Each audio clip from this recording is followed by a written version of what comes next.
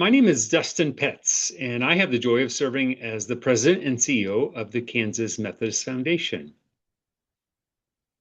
Throughout the year, I am often out in churches doing preaching as well as offering trainings, though not always is everyone able to watch or be a part of the training. And so this video that I'm creating here is to give you an opportunity to hear the content. It is going to be updated for the year of 2026. And in future years, things might have changed, but it is called Giving Generously and Leaving a Legacy. And I'm grateful for the opportunities to share this with you today. A key piece of our work as the foundation is to help people grow in our relationship with God through our stewardship of the resources that we've been entrusted and the generosity of those resources to make a difference in the church and beyond. I'm going to be talking about a lot of different kind of technical money things, but it's all founded on the basis of the use of these resources in our lives so that we can help grow disciples of Jesus Christ, so that we can be a part of changing lives and blessing and changing the world around us, making our communities more reflective of the kingdom of God. God really blesses us with these resources so that we can use them to make a difference, to care for our families, as well as to change the world with what we have in our lives. In some ways, this is all based on this theology that we have come to understand is key. And it's all based on this theology that God is the provider and is ultimately the owner of the resources in our lives that we have, and that we have been the receivers. We are the stewards of these resources on behalf of God, that we're called to understand that we are responsible for these resources in our lives and to be intentional to use them well and wisely to make a difference in our world, to do good with them, not to do harm with them, to let our stewarding of the resources grow us in our faith and in our relationship with God. And that we're called to take positive action, to use them in ways that will be a blessing for those who are around us. One of the things I often point out is that John Wesley, in his sermon, The Use of Money, he invited us to earn all we can, with responsibility, to save all we can, to save and to invest, and to be generous with what we have, to give all that we can. He lived this with his life and invited us who are part of the Wesleyan movement, Methodist, to also practice that behavior. I think in some ways it's about using the values of a biblical giver and making that be a part of our life that might grow us in our relationship with God.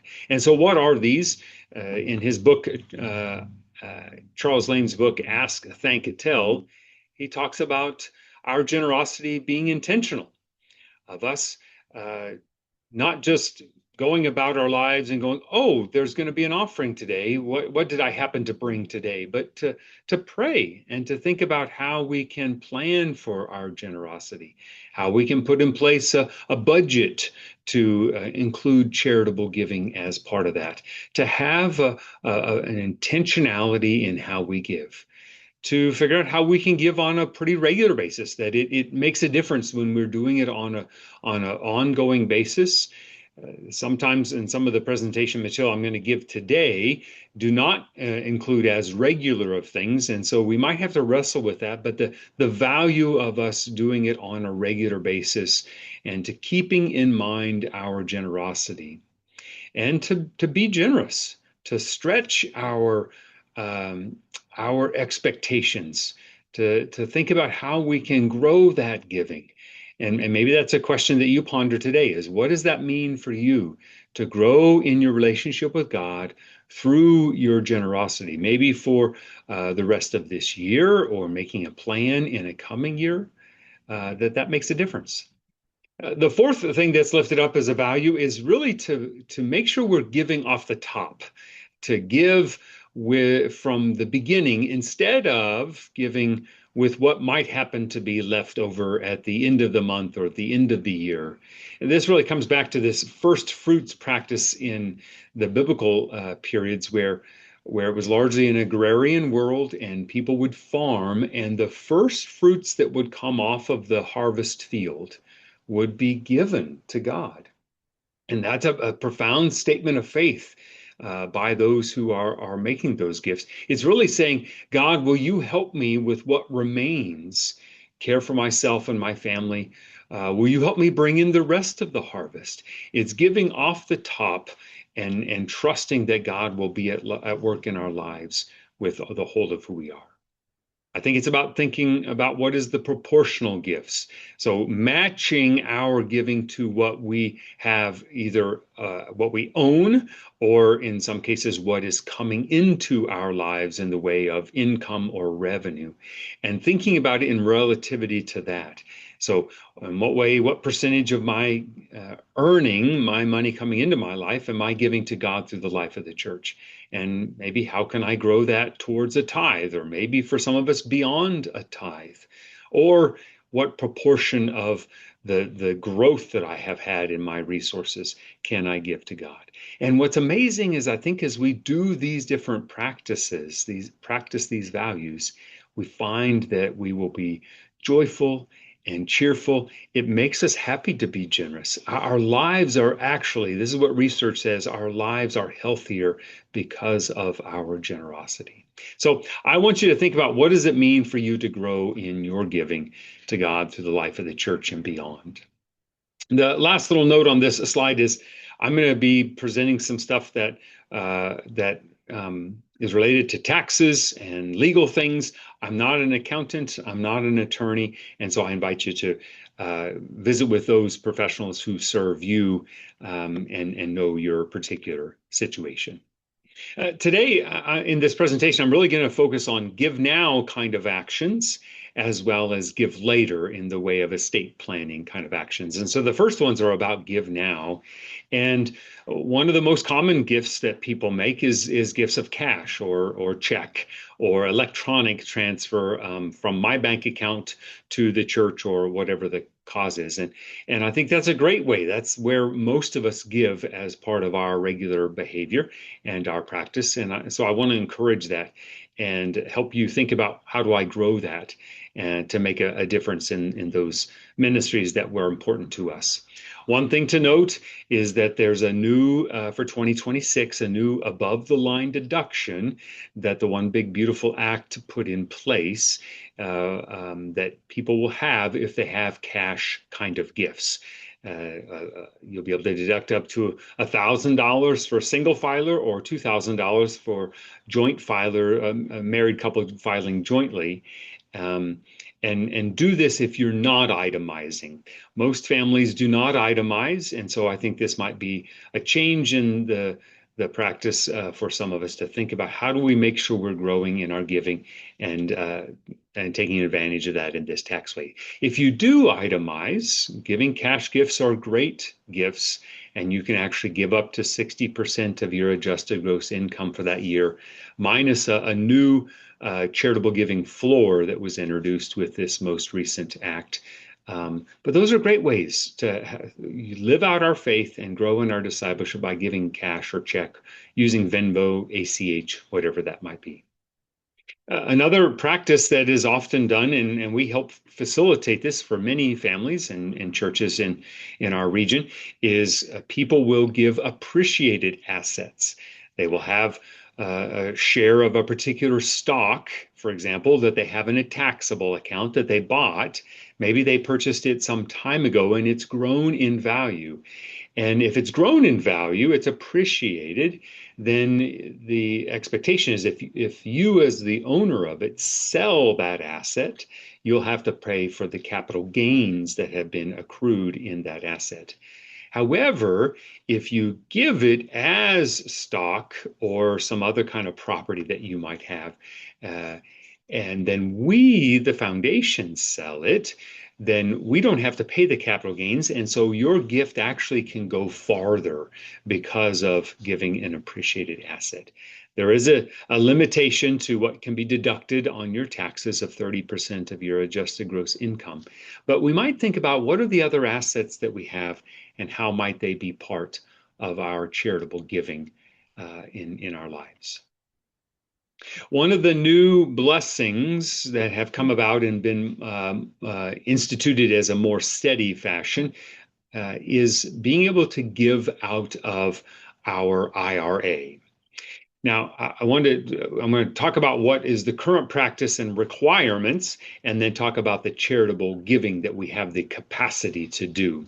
So if you have a traditional IRA, when you get to a certain age, if you've not arrived at that age yet and you have a traditional IRA, the age currently is 73, unless you were born in 1960 or later, like myself, and then the age is 75 as of right now. But when you get to a particular age, and this little graphic here is symbolizing the traditional IRA bucket of money, you will have a required minimum distribution of money that has to come out of that account.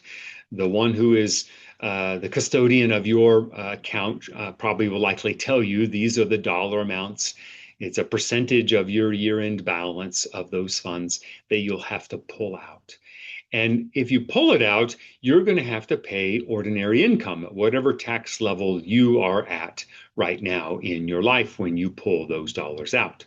So it could be that you have to pull out, let's just pretend it's $10,000. And the amount of money after tax that you might get may be, I don't know what the number is for you. Let's just use the number of 25% just for illustrations. So if you pull out $10,000, the amount that you actually get after tax is going to be $7,500.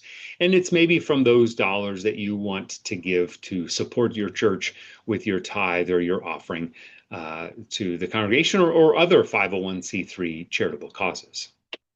However, if you have a traditional IRA and you are 70 and a half or older years of age, you can give what's called a qualified charitable distribution from your traditional IRA straight to the church or straight to a 501c3 charitable cause.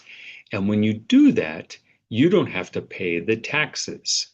So if we think of individuals who have an IRA account and they turn 70 and a half or later, you can have a portion or all, whatever it would be your choice, to go directly to the church or charitable causes, and it will fulfill the required minimum distribution that you have.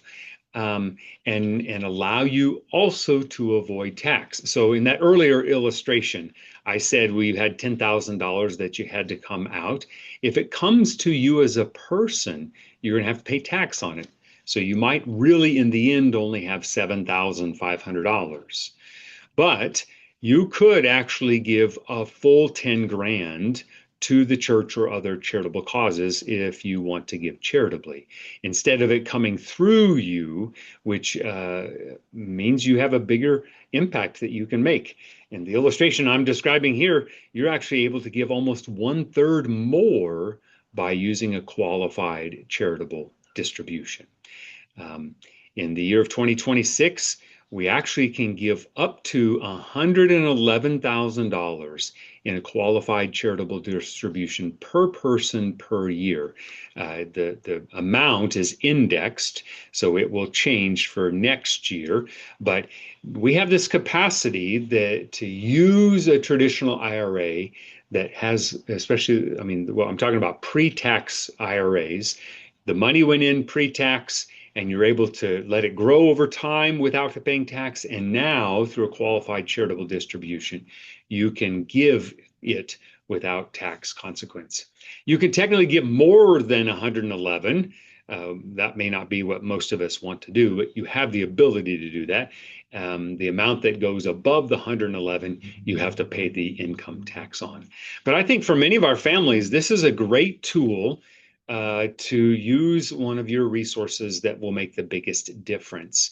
If you have a Roth IRA, we're not talking about a Roth IRA. If you have one of those, that may not be the best bucket to consider. And plus, you don't have a required minimum distribution from a Roth IRA. I actually have a 403B account. And so I can't do this. But when I retire, I ought to be able to roll some of those dollars into a traditional IRA and then use this same process to fulfill my charitable giving. We actually made a video about this and went into more depth. We've changed the link, so I'm just pointing down here to the link to our website. So if you go under our website, you can go and find the section where it has presentations, and you can watch this video, and it goes into more depth about using your IRAs to give charitably. The other kind of concept or option that I want to lift up today, this is the last of the give now things, is that there are sometimes families who will clump their giving and to group the giving into a smaller window. So I had a family at one point in time that I was their pastor, and I remember them giving to the church every other year, this particular family. They didn't give every year, they gave every other year. So they're not doing the regular that I spoke about before, but what they were doing is they were trying to clump 2 years worth of giving into 1 year of giving and to give a further above the standard deduction. The standard deduction for 2026 is $16,100 for a single filer, or $32,200 for a couple filing jointly. There's actually a bonus deduction that people who are 65 and older have that I'm not counting in these. So if a family is giving, let's just pretend they're giving $12,000 as their charitable gift. And maybe it's a single filer and they're giving $12,000. Unless they've had lots of medical expenses or interest on a mortgage or other taxes, there's maybe a good chance they might not be above the standard deduction. And so if we think back to that family I was talking about, what they were doing is they were taking 2 years of gifts and putting it into one, so they get further above the standard deduction. And what they probably were doing is they were itemizing 1 year and then doing a standard deduction the next year. And so that's where this giving tool comes in place. There is a giving tool called a donor advised fund, and it's like this charitable giving account that is put in place with the Kansas Methodist Foundation or maybe another charitable organization. The charity will be the holder and owner of those, but the donor has the ability to advise on the charitable distributions from this account. And so it can be a tool for some families to make the most of your charitable giving. And what's illustrated here is this family is going to intend to give roughly $12,000, maybe a little bit more each year throughout the course of these next 4 years. But in the current year, they give charitably, as well as they add what is in essence 3 more years of their charitable giving into a donor advised fund. And so this, as it's illustrated here, it's set up with us. And so we have the next 3 years worth of their giving in a donor advised fund. We invested in alignment with their time horizon and their risk preference. And then instead of the family making the gift personally, the donor advised fund that we would be stewarding make the gift on behalf of them. And so make these gifts on behalf of the family these different years, and the family does a standard deduction. And so it's a tool to kind of clump your giving, and there might be a variety of different reasons of why you would do this. My family and I choose to use this method so that we can clump our giving into 1 year and take advantage of the benefits that tax would offer, and then use it in future years. And like others, we've built kind of we've done a webinar, and you can have access to that recording about how that might make a difference for you. Tyler Curtis from our team actually did a webinar earlier here in 2026 that went into more depths about the One Big Beautiful Bill Act and its impact on our charitable giving that will be in that same location on our website of presentations. So I want to move from giving now to giving later and invite you to think about estate planning and to actually encourage you to consider uh, making a commitment to yourself and to your family, to those that you love, to put in place an estate plan. It might be that there's a more simple plan that you put in place at different stages of life or given your different situations, but encourage you to put in place an estate plan. The state of Kansas actually has a plan for you unless you put in place your own plan. It's kind of the default plan that the state has for all of us.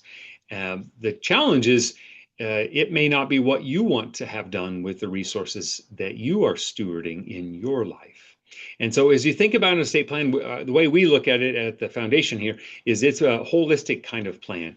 It's kind of who's going to receive the resources, the assets at death, and how will they receive it. Maybe addressing what's the best method to get that. Are there tax planning considerations? And for the most part, for most of our families, there's not going to be a tax burden for Kansans for the bulk of your estate. There's maybe a few situations we'll talk about. And then the last piece is actually planning for incapacity. If I am in a car accident, but I don't die, but I can't speak for myself, then these other kind of instruments are really important. A durable power of attorney for my financial well-being, for my health and health decisions, and then creating kind of an advance directive, a living will of what kind of wishes I have for the medical team who are caring for me about my care. And so this whole of this is what we talk about in the way of estate planning. As you think about estate planning, there are two main kind of pathways that are often used by individuals. One of which is a will, a last will and testament, which is a document that will become effective after you have died to give direction to where your resources are going to go, to make distribution of the resources that you are stewarding that your executor will help facilitate. It's going to require going to probate court, unless there are assets that are transferred by designated beneficiary forms that we'll address here in a moment. But it's a process where you say, when a person dies, these are the things I want done with my resources, and it'll go through this process. It is a viable way for you to make sure the things are done that you want to do. A few of the challenges are it's going to go through probate. There'll be likely more costs on the backside, but it is a pretty simple way for your resources to be transferred from you to the causes that you care about, the people that you care about in your life. The other pathway is to use a revocable living trust. A trust allows you to avoid probate if all the assets are funded correctly into the trust. It usually makes it a little easier to transition of those assets to the new people. And what's nice is it can be updated. In some ways, I think about it, it becomes this living entity, okay? And the assets are put into the trust so that the trust owns them. So for instance, instead of Dustin owning the asset, my trust owns the asset. And the benefit of that is if Dustin dies, when Dustin dies, the successor trustee, that's the trustee after me, I'm the current trustee, but the trustee that will follow me, the successor trustee, will simply step in and administer the trust as it has been drafted. I can make changes to that if I want, but it makes for a much smoother process as long as all the assets in my life are into the trust. I actually have a will as well, and it's often called a pour-over will, which is a will to say if Dustin forgets to put some assets in the trust, Dustin really intended them to be in the trust, and so it pours those assets over into the trust. There are times when I have had families say, we don't want to do either of those options. We're just going to do a payable on death or a transfer on death to the accounts that we have, or we're going to put in place a designated beneficiary for like a life insurance or an IRA account that you might have. In fact, for your vehicle and even your home, you can put in place some processes where the title has a transfer on death to another individual. The difficulty with that um, is that what happens if, and not to be uncomfortable, but what happens if we don't die on schedule as we might envision in our head? So if I die in an accident, as well as my son, for example, then if I had named my child, my son, as one of the beneficiaries of one of my assets, then it's not going to work. And what will happen is we'll have to go through probate, and then the rules that are put in place by the state of Kansas will determine who gets those assets. So it can be an option to avoid probate. But it doesn't always work. The contingencies make that a bit of a challenge, which is where these other two pathways are a better option to consider. Normally, a trust is more expensive on the front side, but usually in the whole of caring for a person's estate often is cheaper than going through the will process. So when we think about the resources that we have and how we're going to use them to make a difference in the world, we often invite you to think about what really matters to us. What do we care about? How do we want to be remembered? What is the impact that we want to leave on our families and the church and the other causes that we care about that will last beyond us, where we can use those things that we are stewards of, that God owns, and how we can use them to be a blessing as we have been blessed. Oftentimes, I invite families to think about, giving a portion, a percentage of your estate to God through the life of the church or other charitable causes, and to think about that in percentages. You can actually write a set dollar amount, but then that dollar amount over time may become distorted. It may be more than what you would really like to have happen or less. And so using a percentage allows you to be adaptable to if the situation changes, to be able to make a difference with your resources. So I invite families to think about giving a tithe. What would it look like to give a tithe of your estate to make disciples of Jesus Christ, to change lives, to transform the world around us? Indeed, it would be a gift of a lifetime. The fees, debts, other expenses that are associated with your life would be paid. You would have this net estate, and then off the top of 10% would go charitably. Most likely of the best assets to give charitably would be used. And then the other portion, the 90%, would go to family members that you care about. So that would be an option. And another option would be to give a child's portion. I've shared this story before, but there was a family that I was working with and had invited them to consider giving a tithe. And they said, "Pastor, that sounds like a great idea.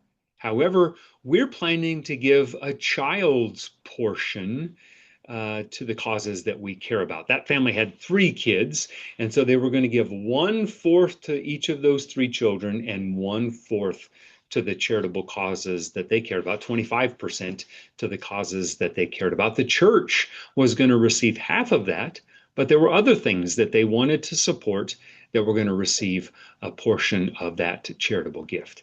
And so I think that's an amazing way. There are other ideas that we have that if you would like to visit about them, we'd be happy to talk to you about.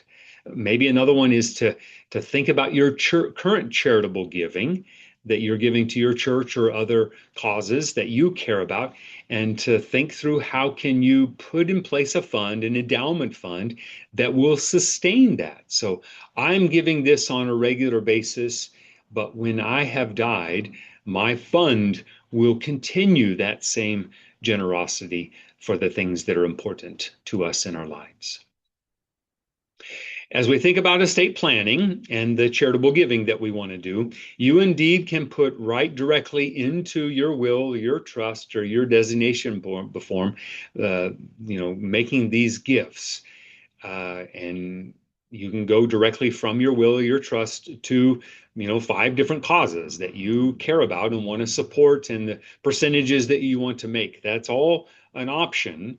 Another option that I would ask you to consider is using us to be the partner, the generosity partner that comes and stewards that.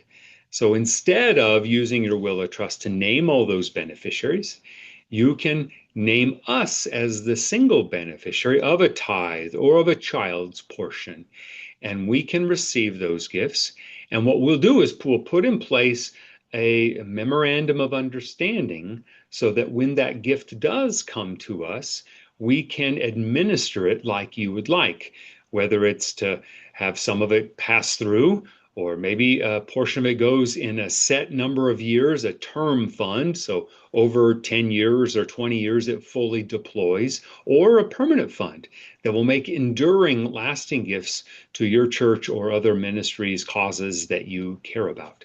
What's really nice is you can change your mind and we can update the memorandum, and it doesn't cost you anything, and you don't have to change your will or your trust to make those changes come about. And so I think it adds a lot of value for families. It makes it pretty easy, and you can give to any 501c3 charitable cause through us. We really want to be a partner for families to help them make a difference in the ways they want to make a difference. Yes, indeed, to support your church, or to give out scholarships, or to give out grants, or to support your school, which was your alma mater, or some other local community ministry that are important to you. We can help administer that and partner with you and make that easy for you. So here's just a couple illustrations. I got 2 slides of that. So this is a person who sets up in place a permanent endowment fund, and they give a portion of their estate. In this example, their portion of their estate gift is going to be $300,000. And what we do, if it's a permanent fund, is we distribute a sustainable distribution amount so that the fund will keep up with inflation and grow over time and continue to make those distributions. And so we use 4% of a 3-year rolling average as our distribution amount. And so that is, maybe you tell us 40% of it to go to your church. And maybe there's a church camp you want to support, or there's a scholarship you want to support, or maybe there's some other causes you want to support. We can take and receive that and administer that to support the different things that are important to you. And what I like to say, if you use a permanent endowment fund, it doesn't give quite as much out on an annualized basis. But what's cool is over time, it builds and it grows to where its distribution is greater and greater and can make a bigger difference in the ministries that are important to us. So here's just an illustration. So this is using a $100,000 estate gift. 100 is a little easier to think through in our lives. And it gives out $4,000, 4% of a 3-year rolling average. And so its cumulative distribution after that 1 year is just 4,000.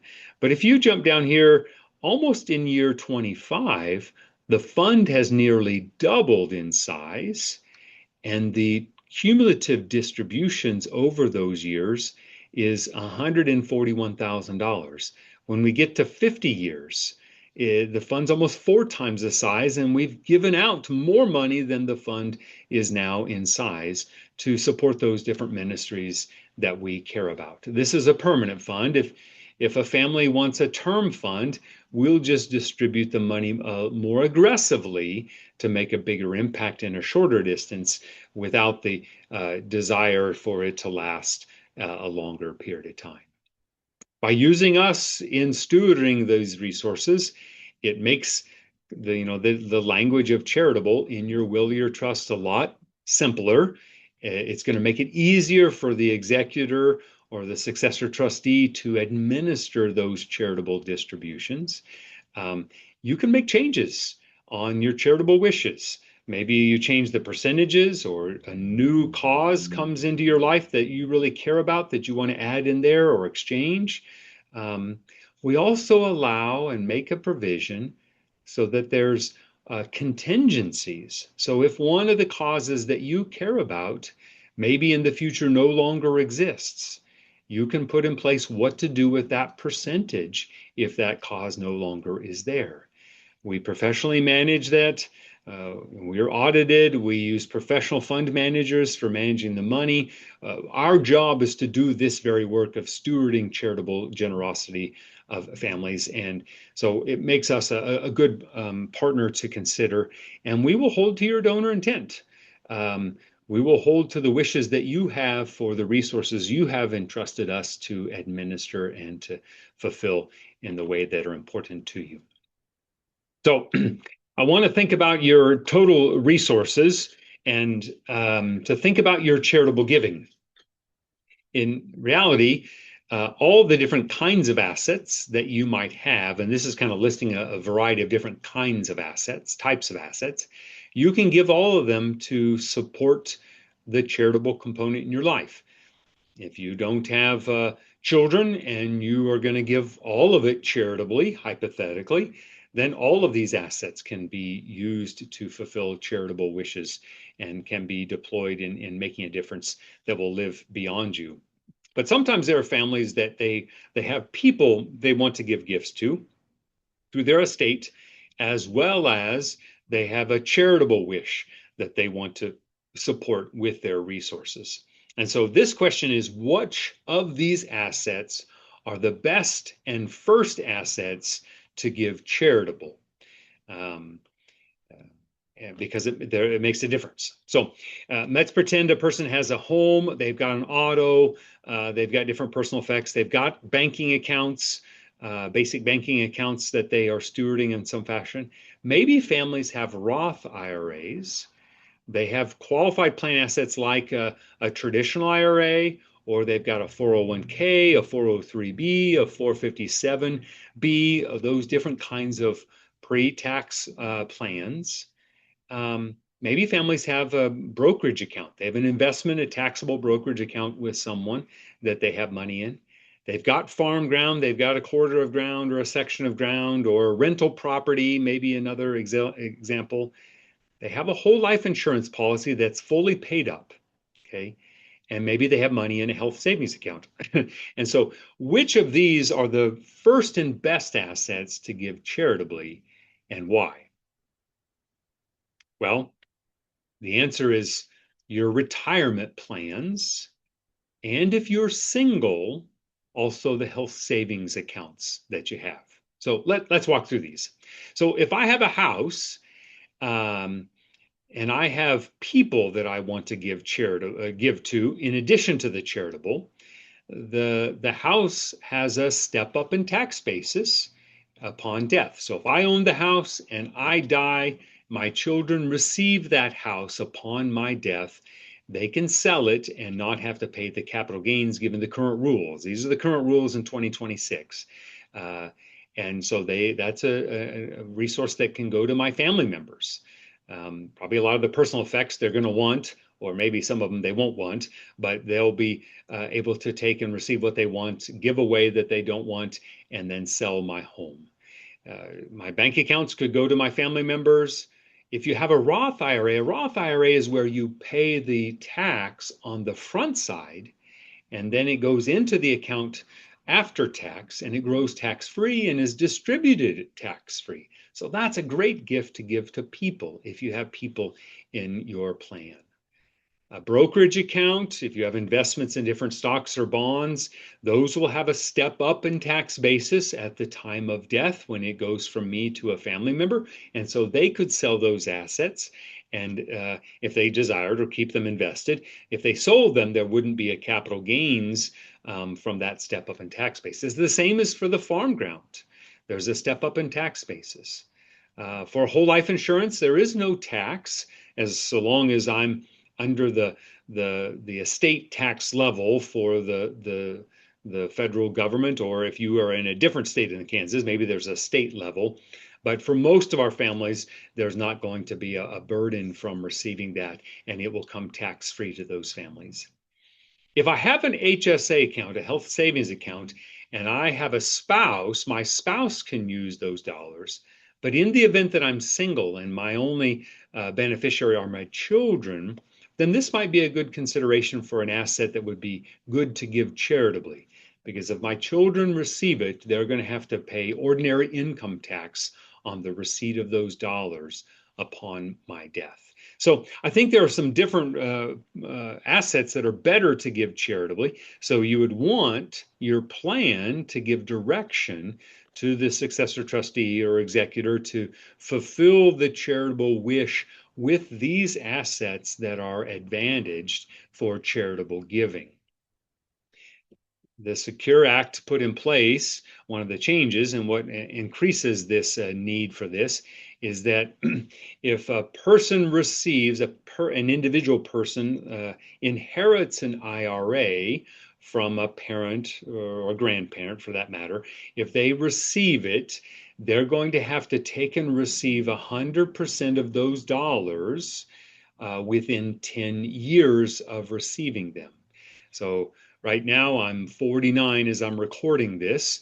If I were to receive an IRA from a parent, for example, right now between 49 and 59, I would have to take all 100% of those IRA distributions.